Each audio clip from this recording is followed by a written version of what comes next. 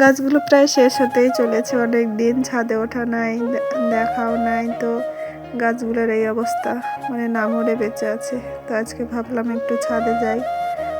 কয়েকদিনে যে প্রচণ্ড রোদ পড়েছে, আগেই দিতে হতো কিন্তু আর হয়ে ওঠেনি, মনেই নেই। তো যাই হোক, আজকে গেলাম ছাদে, দিয়ে দেখবেন তো লেবু গাছের অবস্থা হাত মারা হয়ে গেছে। আর এই যে এগুলান ডাল কেটে মানে গাছ করব, ওই জন্য কলমে দিয়েছিলাম। তো এগুলা দেখি আগে আমি পানি দিয়ে দিয়েছি, পানি দিয়ে হঠাৎ খেয়াল করি মানে ডালগুলো যেন কেন একটা শুকনো শুকনো হয়ে গেছে।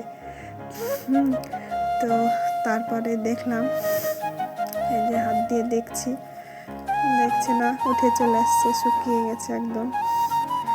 মানে ভেঙে দেখছি তো একদম যেই মানে জ্বালান করা হয় ওইভাবে শুকিয়ে গেছে, এতটাই মানে এই যে দিয়ে একে একে আমি সবগুলো চেক করছি, দিয়ে দেখলাম এই যে এটা কুশি বেরিয়েছে গোড়া দিয়ে, তো এটা বেঁচে আছে। তো ওই জন্য ওটাকে তুললাম না, তার পাশে দুটোই দেখুন, দুটো তোলা হয়ে গেছে। তো এবার আমার ছেলে বলছে যে আতা খাবে, আতা গাছের কাছে যাবে। তো ছাদের উপরেই আছে আতা গাছটা, আর যে ছাদে ওঠানে অনেক দিন, আর এই আতা গাছের পাতা পড়ে পড়ে কত নোংরা জমেছে। তো আতা পাকেনি, ওই যে দূরে একটা লাল হয়েছে, আর একটা পাখিতে খেয়েছে। তো আজকে আর পারলাম না, যেহেতু পাকেনি। আর এই যে আমাদের সামনে উঠে গেছে। তো বাচ্চাটা দিয়ে এবার ওকে মানে নামাতে হবে, না হলে ও পড়ে যাবে।